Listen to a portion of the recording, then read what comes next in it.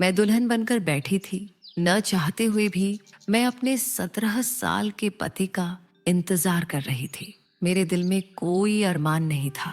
मुझे अपने पिता पर गुस्सा आता था, जिन्होंने अपनी बीमारी के कारण मेरा विवाह एक छोटे बच्चे के साथ कर दिया।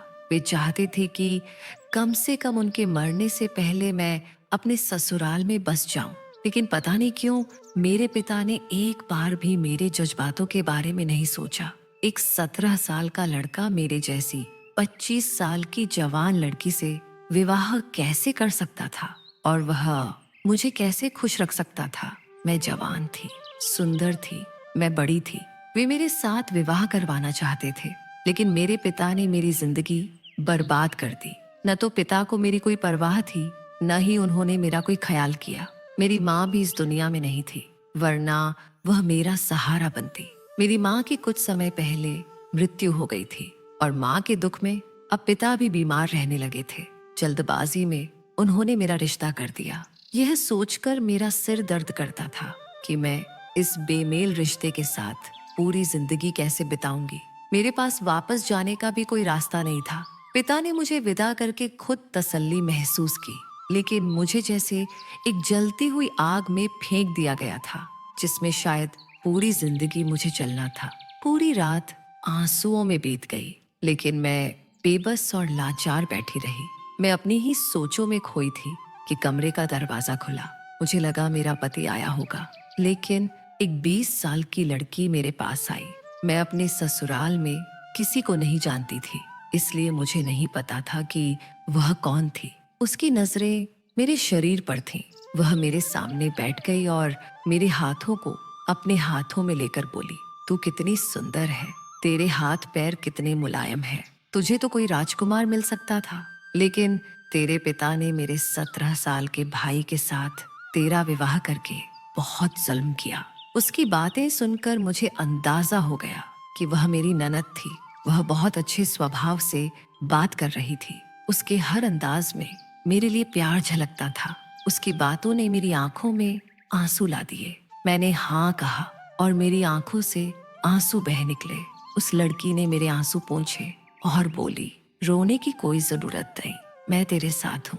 मेरा भाई बुरा नहीं है, वह तेरा बहुत ख्याल रखेगा। बस अभी वह थोड़ा बच्चा है। मेरे पिता ने तेरे पिता की दोस्ती के लिए तुम दोनों का रिश्ता जोड़ा था। तू कुछ समय उसके साथ यह रिश्ता निभा, फिर मैं कुछ सोचूंगी और तुझे इस बेमेल रिश्ते से आजाद करवाऊंगी। उसकी बातों से मुझे थोड़ी उम्मीद सी जागी। मैं सोचने लगी कि मैं अकेली नहीं हूँ। अगर मुझे सचमुच इस रिश्ते से आजादी मिल जाए तो मैं अपनी मर्जी से अपनी जिंदगी बिता सकती थी। मुझे अपने पिता से कोई उम्मीद नहीं थी। मैंने सोच लिया था कि मैं कभी भी उस घर वापस नहीं जाऊंगी। वह कमरे से बाहर चली गई। तभी 17 साल का लड़का कमरे में आया। पहली रात में ही मैं समझ गई थी कि यह मेरा पति है। उसे देखकर मैं पूरी तरह हैरान रह गई। अगर मेरा कोई छोटा देवर होता तो शायद वह बिल्कुल ऐसा ही होता।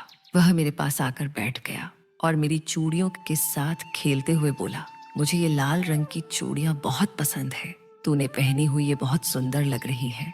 मैं घबरा गई और अपने हाथ पीछे कर लिए। वह मेरा पति था। यह सोचकर मुझे घबराहट हो रही थी। मेरी इस हरकत पर वह मुस्कुराया और मेरी ओर देखकर बोला, ज्योति, तू तो ऐसे कर रही है जैसे मैं तुझे खा जाऊंगा। तू मेरी पत्नी है, तुझे नहीं पता?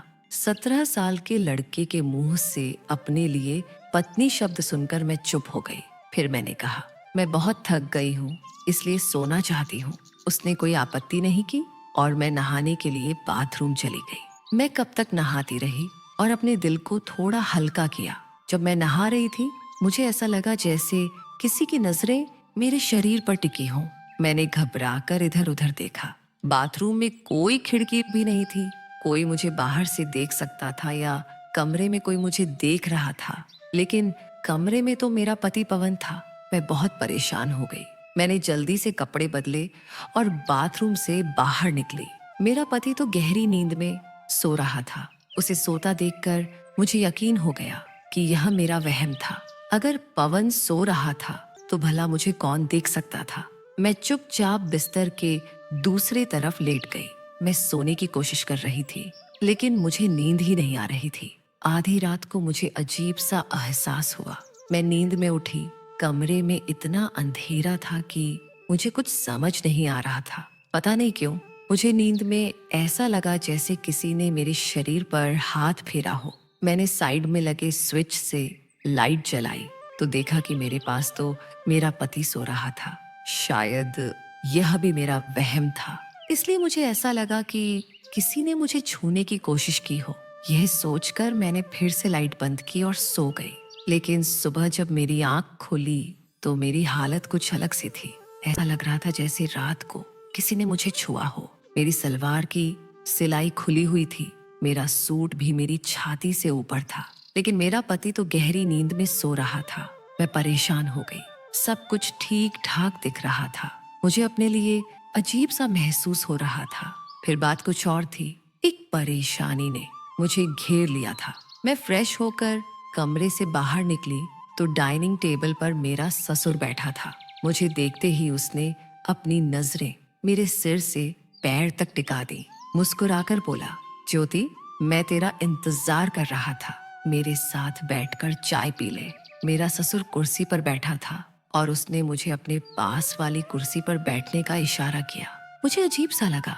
ऐसा नहीं था कि मैं अपने ससुर को पहली बार देख रही थी। मैं उसे अच्छी तरह जानती थी। वह मेरे पिता का दोस्त था। उसका हमारे घर काफी आना जाना था, लेकिन शुरू से ही वह मुझे कुछ खास पसंद नहीं था। उसकी नजरें हमेशा मेरे शरीर पर ही रहती थी। वह मुझे अपने पास बैठने को कह रहा था, लेकिन मुझे बिल्कुल अच्छा नहीं लग रहा था। मैं जानबूझकर उससे दूर वाली कुर्सी पर बैठ गई और सिर झुकाकर चाय पीने लगी। लेकिन सारा समय मुझे ऐसा ही लगा जैसे उसकी नजरें मुझ पर हों। कुछ देर में मेरी ननद भी आ गई और मेरे पास बैठ गई। वह मेरी खूबसूरती की तारीफ करने लगी। फिर अपने पिता के सामने उसने बड़े शरारती अंदाज में कहा, रात को पवन ने तुझे तंग तो नहीं किया? मुझे उससे ऐसी उम्मीद नहीं थी। मैं शर्मिंदा हो गई। मेरी नजरें अपने ससुर पर पड़ी और वह मुस्कुरा रहा था। मुझे लगा कि मैं दोबारा से नहीं उठा सकूंगी। मेरी नाराजगी देखकर उसने जल्दी से बात बदल दी और बोली, मेरे पापा का मतलब था कि पवन बहुत शरारती है। वह रात को इतनी आसानी से नहीं सोता।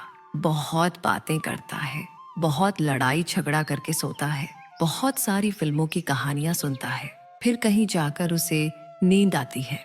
इसलिए पूछ रही थी कि उसने तुझे तंग तो नहीं किया? मैंने ना में सिर हिलाया और चुपचाप अपनी चाय पीने में ध्यान देने लगी। मेरा बस चलता तो मैं उठकर वहां से कहीं चली जाती। मेरा ससुर वहां से चला गया तो मेरी जान में थोड़ा सुकून हुआ। अचानक मेरी ननद बोली, पापा ने सिर्फ तेरी हमदर्दी में पवन का रिश्ता तुझसे नहीं करवाया। कोई अपने बच्चे की जिंदगी खराब नहीं करना चाहता, इसलिए तू पापा का ख्याल रखा कर। माँ की मृत्यु के बाद वह बिल्कुल अकेले रह गए हैं। मेरी ननद ने मेरे साथ चाय टेबल पर रखी और बोली, पापा अपने कमरे में चाय पीते हैं, जा पापा को उनके कमरे में चाय दिया, वह बहुत खुश होंगे। उसकी इस बात पर मैं घबरा गई, लेकिन मैं अपनी ननद नेहा को मना नहीं कर सकती थी। इसलिए मजबूर होकर मैं चाय लेकर अपने ससुर को देने चली गई। मेरा ससुर बिस्तर पर बैठा था। उसने मुझे अपने पास बैठने का इशारा किया। ना चाहते हुए भी मुझे उसके पास बैठना पड़ा। वह धीरे से मेरे पास आया और बोला, मुझे पता है पवन तुझे कोई खुशी नहीं दे सकता। वह अब भी छोटा है, लेकिन बस कुछ दिनों की बात है, फिर सब ठीक हो जाएगा। उसकी बातें सुनकर मैं घबरा गई और जल्दी से कमरे से बाहर चली गई। मेरा ससुर मेरे लिए मेरे गले का फंदा बन गया था। सिर्फ 17 साल का पति ही मेरी परेशानी नहीं था। मेरा ससुर भी मुझसे नजरें नहीं हटाता था। मैं अपने कमरे में चली गई। पवन उठ चुका था। मुझे देखते ही वह दौड़ कर आया और मेरे गले लग गया। घबराकर बोला, तू कहाँ चली गई थी? मैंने तुझे कमरे में नहीं देखा और परेशान हो गया। पवन की आदतें मुझे अजीब लगती थी। उसकी उम्र भले ही कम थी, लेकिन वह मेरा पति था। उसका प्यार, मेरी बातों पर उसकी प्यार भरी हरकतें, मेरा दिल उसके प्रति झुकने लगा था। मैंने मुश्किल से अपने जज्बातों पर काबू किया। वह मुझे छोड़कर पीछे हट गया। मैंने गुस्से से उसे देखा और कहा, दोबारा मेरे पास मत आना, मुझे अच्छा नहीं लगता। मेरी बात पर उसके चेहरे का रंग बदल गया। इससे पहले कि वह कुछ और कहता, मेरी ननद भी कमरे में आ गई। वह पवन को डांटने लगी कि इतनी देर क्यों उठा, उसके पेपर भी नजदीक आ रहे हैं, उसे पढ़ाई पर ध्यान देना चाहिए। वह गुस्से में उसे डांट कर अपने साथ ले गई। मेरा सारा दिन सोच सोच कर बीत गया। मेरी भूख प्यास सब खत्म हो गई थी। रात के समय नेहा दूध का गिलास लेकर मेरे कमरे में आई और बोली, भाभी सारा दिन तूने कुछ नहीं खाया, कम से कम दूध पीकर सो जा। उसकी बात सुनकर मुझे नेहा पर प्यार आ गया। वह उम्र में मुझसे छोटी थी, लेकिन मेरा बहुत ख्याल रखती थी। मैंने उससे दूध का गिलास लिया और बड़ी खुशी से दूध पी लिया। दूध पीते ही मुझे नींद आने लगी। पवन भी कमरे में आ गया था।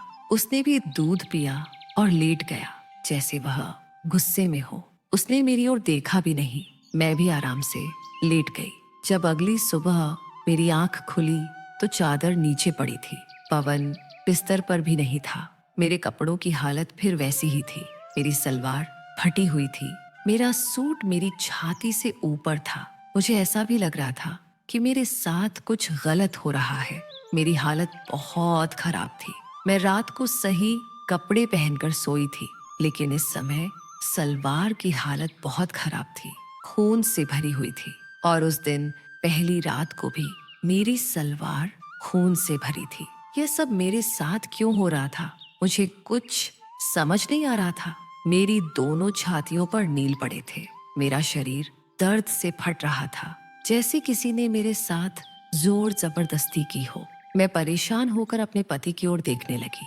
वह बिस्तर से नीचे पड़ा था, शायद नींद में नीचे गिर गया था। लेकिन बिस्तर पर ही ऐसी हालत किसने की थी? मेरे कपड़ों और मेरे शरीर को कितना नोचा गया था। मैं ये बात किसी को नहीं बता सकती थी। मैं अपने पति को तो छूने भी नहीं देती थी। फिर ये कौन था जो मेरे साथ ये सब कर रहा था? मैं जल्दी से उठकर बाथरूम में चली गई, नहा कर आई और उन कपड़ों को छिपा दिया। बिस्तर की चादर ठीक की। मेरी अपनी हालत बहुत खराब थी। मेरी कमर में बहुत दर्द था। मैंने अपने पति को हिलाया। वह सो रहा था। मुश्किल से उठा। मैंने उसे बिस्तर पर सोने को कहा और वह उठकर बैठ गया। मैं परेशान थी कि यह सब क्या हो रहा था मेरे साथ। मेरा पति 17 साल का बच्चा था। मुझे पता था कि वह मेरे साथ ऐसी हरकत नहीं कर सकता, लेकिन अगर वह मेरे साथ कुछ गलत नहीं कर रहा तो फिर यह कौन कर रहा था? काफी देर तक मैं अपनी सोच में डूबी रही और फिर कमरे से बाहर निकली। मुझे ऐसा लगा जैसे कोई मेरे दरवाजा खोलते ही रुक गया हो। मैंने अपने कमरे की ओर देखा और मुझे एक परछाई तेजी से जाती हुई दिखी। मेरे पैरों तले जमीन खिसक गई। इस घर में पवन के अलावा एक और पुरुष था और वह मेरा ससुर था। मैं सोच भी नहीं सकती थी कि पापा अपने बेटे की पत्नी के साथ कोई गलत हरकत कर सकते थे। मैं अपने ससुराल में खुद को ऐसा महसूस कर रही थी जैसे मेरी कोई सुरक्षा ही ना हो। रसोई से निकलकर मेरी ननद मेरे पास आई। मेरे चेहरे का रंग उड़ा हुआ था। वह बोली, भाभी तू ठीक है ना? क्या हुआ?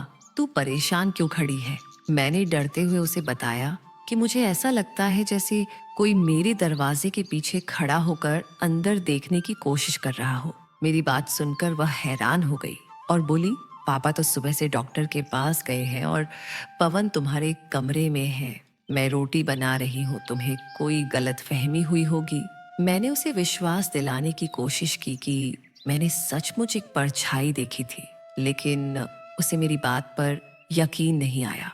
वह यही कहती रही कि घर में उसके अलावा इस वक्त कोई और नहीं है। पवन के पेपर चल रहे हैं और वह उसकी तैयारी में है। वह मुझे बताने लगी कि वह पढ़ाई के लिए बहुत तंग करता है और अब मुझे उसे पढ़ाना चाहिए। मैंने धीरे धीरे अपनी जिम्मेदारी निभानी शुरू की। पवन को भी पढ़ाने लगी। मैं ज्यादातर कोशिश करती थी कि अपने कमरे में ही रहूं और अपने ससुर से बातचीत न करूं। पता नहीं क्यों मुझे उनसे डर लगता था। दिन बीतते गए। पवन के साथ मेरी काफी दोस्ती हो गई थी। वह मेरे पास भी आता था। मुझे घबराहट या बेचैनी नहीं होती थी। मैं हमेशा उससे प्यार से बात करती थी। वह एक बिना माँ का बच्चा था। यही सोचकर मैं धीरे धीरे उसका ख्याल रखने लगी। शादी के 6 महीने बाद मुझे कुछ हरकतें महसूस हुई। मैं अपने पति को अपने पास नहीं आने देती थी। न ही कोई शारीरिक संबंध बनाया था। अभी ऐसा कुछ भी नहीं था। इसलिए मैंने अपनी नई जिंदगी की शुरुआत कर दी थी। मेरी ननद के साथ भी मेरी अच्छी दोस्ती हो गई थी। वह सच्ची, फर्जी और प्यार करने वाली लड़की थी। उसने मेरा बहुत ख्याल रखा और मेरा मन लगाने में कोई कसर नहीं छोड़ी। दूसरी ओर पवन भी आम बच्चों जैसा नहीं था। वह मुझे अपनी उम्र से बड़ा और जिम्मेदार लगता था। मेरी शादी को 7वां महीना होने वाला था और मेरे साथ कई बार ऐसा हो चुका था। मेरे कपड़े फटे हुए होते थे, मेरी छाती से कपड़े ऊपर होते थे, मेरी छाती पर नील पड़े होते थे और मैं एकदम गहरी नींद में होती थी। मुझे बिल्कुल भी पता नहीं चलता था कि मेरे साथ ये कौन कर रहा था। मैं अपने पति के बारे में ऐसा कुछ करने की सोच भी नहीं सकती थी, क्योंकि जब मैं गहरी नींद में होती थी तब मेरा पति मेरे साथ ही सो रहा होता था। उसे तो मुझे जगाना पड़ता था। मैंने कई बार नेहा को उसके बारे में बताया, लेकिन वह साफ मना कर देती थी कि यह तुम्हारी गलतफहमी है। अब मैं उसे क्या बताती कि मेरे साथ क्या हो रहा था। मेरी सेहत खराब रहने लगी थी। मुझे चक्कर महसूस होते थे। रसोई में जाती तो चीजों की खुशबू से मेरा दिल घबराने लगता था। शुरू शुरू में मुझे लगा कि शायद यह कमजोरी और गर्मी की वजह से है, लेकिन फिर समय बीतता गया और मेरी सेहत और खराब होती गई। मेरी ननद ने मेरी सेहत पर ज्यादा ध्यान दिया और मुझे डॉक्टर के पास ले गई। डॉक्टर ने बहुत कुछ पूछा और फिर अल्ट्रासाउंड के लिए भेजा। जब अल्ट्रासाउंड की रिपोर्ट आई तो मेरे होश उड़ गए, क्योंकि मैं प्रेग्नेंट थी। यह बात मेरे लिए विश्वास करने लायक नहीं थी। मेरा पति एक बच्चा था जिसके साथ मेरा कोई संबंध नहीं था। फिर मैं प्रेग्नेंट कैसे हो गई? मैंने डॉक्टर को कहा तो वह बोली कि तुम्हें कोई गलतफहमी हुई है। मेरी बात सुनकर डॉक्टर ने कहा, अभी तुम्हारा नया नया विवाह हुआ है, इसलिए यह सुनकर तुम्हें परेशानी हुई। लेकिन परेशानी की कोई बात नहीं। प्रेग्नेंट होना कोई बीमारी तो नहीं, यह तो खुशी की बात है। तुम्हें तो भगवान का शुक्रिया करना चाहिए कि शादी के पहले साल ही भगवान ने तुम्हारी झोली भर दी, वरना लोग कई सालों तक तरसते रहते हैं और उन्हें औलाद की खुशी नहीं मिलती। डॉक्टर ने कुछ दवाइयां दी और मैं परेशान हो गई। मैं अपनी ननद के साथ बाहर आई। उसके चेहरे के भी होश उड़ गए थे और उसका मुंह बंद हो गया था। मेरी आंखों में आंसू आने लगे। मैंने गुस्से में अपनी ननद से कहा, ये सब कैसे हो गया? मेरे और पवन के बीच ऐसा कुछ भी नहीं हुआ। हमने अभी तक कोई संबंध नहीं बनाया। फिर मैं प्रेग्नेंट कैसे हो सकती हूँ? मैं ऐसी लड़की नहीं हूँ। मेरी ननद ने मेरी ओर देखा और बिना कुछ कहे मुझे घर ले आई। उसकी नजरों में मैं कसूरवार थी। मुझे डर था कि अगर वह भी मुझ पर विश्वास नहीं करेगी तो मैं कहाँ जाऊंगी। मैं अपने ससुर से तो बिल्कुल भी उम्मीद नहीं कर सकती थी। क्या ये बच्चा कहीं मेरे ससुर का तो नहीं? ये ख्याल आते ही मेरे होश उड़ गए। जैसे ही हम घर पहुंचे, मेरा ससुर बैठा था। उसे पता था कि हम डॉक्टर के पास गए थे। मुझे देखते ही उसने मेरी सेहत के बारे में पूछा। मेरी आंखों में आंसू आने लगे। मेरी ननद सिर पकड़कर बैठ गई। उसने अपने पिता को मेरे प्रेग्नेंट होने की बात बता दी। मुझे लगा कि मैं शर्म से मर जाऊंगी। अगर ये बच्चा उसका हुआ तो मैं किसी को मुंह दिखाने लायक भी नहीं रहूंगी। मेरा पति बच्चा जरूर था, लेकिन इतना छोटा भी नहीं था कि उसे प्रेगनेंसी का मतलब समझ में ना आए। यह बात सुनते ही मेरा ससुर गुस्से में उठा और नफरत भरी नजरों से मेरी ओर देखते हुए बोला, मैंने तो तुझे बहुत पवित्र लड़की समझकर अपने घर की बहू बनाया था। मैंने सोचा था कि तेरे मरते हुए पिता की आखिरी इच्छा पूरी हो जाएगी और मेरे बिना माँ के बच्चे को तेरा सहारा मिल जाएगा। लेकिन तूने तो हमारी इज्जत को दाग लगा दिया। ये बच्चा किसका है? तूने किसके साथ अपना मुंह काला किया? इससे पहले कि मैं कोई जवाब देती, मेरा पति बोल पड़ा, पापा ज्योति ऐसी लड़की बिल्कुल भी नहीं है। आप गलत समझ रहे हैं। मैं हैरानी से उसकी ओर देखने लगी। वह 17 साल का बच्चा मेरे पक्ष में खड़ा हो गया था। उसने अपने पिता से लड़ना शुरू कर दिया, जबकि मैंने तो उसे कभी अपने दिल से पति माना भी नहीं था। वह गुस्से में बोला, तू बता, यह बच्चा किसका है? क्या ये तेरा बच्चा है? उसकी बात सुनते ही वह चुप हो गया। मेरा ससुर गुस्से में उठकर खड़ा हो गया और उसने ऐसा फैसला किया जिसे सुनकर सब हैरान रह गए। वह मेरे पति से बोला, इस वक्त इस लड़की को तलाक दे और इसे यहाँ से भेज दे। इसके पिता के साथ भलाई की आज मेरा गला घोंट रही है। तलाक का शब्द सुनते ही मैं आंखें फाड़कर उसकी ओर देखने लगी। मेरी आत्मा कांप गई थी। मेरी ननद नेहा ने बताया कि यह बच्चा किसका है। उसकी बात ने तो मेरे और भी होश उड़ा दिए। उसे पता था कि मैं किसके बच्चे की माँ बनने वाली हूँ, लेकिन डर के मारे वह चुप थी। जब उसे पता चला कि मेरी जिंदगी बर्बाद हो जाएगी तो उसने सारा सच बता दिया। नेहा रोते हुए बोली कि वह एक लड़के को पसंद करती थी। वह लड़का चोरी छिपे मेरी ननद से मिलने घर आता था। उस लड़के ने नेहा के साथ अपनी हदें पार कर दी थी। दोनों ने शारीरिक संबंध बना लिए थे। नेहा उससे शादी करना चाहती थी और उसे बहुत प्यार करती थी। दोनों शादी से पहले ही मिलते थे। नेहा ने उसे अपने घर की चाबी भी दे दी थी। उसे नहीं पता था कि वह बेहोशी का रुमाल सूंघा कर उसके भाई और पिता को सुला देता था और फिर उसके साथ मनमानी करता था। लेकिन नेहा उससे शादी नहीं करना चाहता था।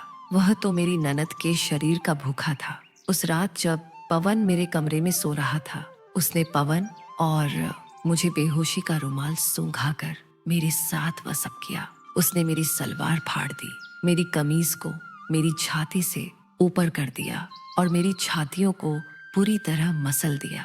उसने मेरे साथ यह खेल 6-7 बार खेला था। इसके बाद मेरी ननद ने उसे पकड़ लिया। जब उसने उसे मेरे साथ ऐसा करते पकड़ा तब मेरी शादी को 6 महीने हो चुके थे। मैं प्रेग्नेंट हो गई थी। मेरी ननद ने उसे घर की सारी चाबियां दी हुई थी। शादी की रात उस लड़के ने मुझे देख लिया था और मेरी खूबसूरती ने उसके मन में लालच भर दिया था। लेकिन नेहा को बिल्कुल भी नहीं पता था कि उसकी नीयत खराब थी।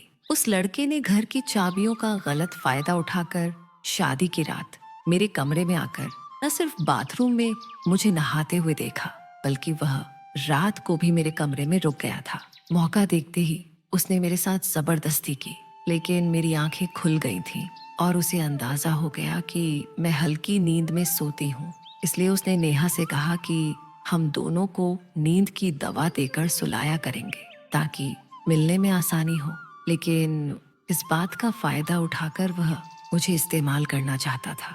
उसने ऐसा किया और नेहा को कुछ ही दिनों में पता चल गया।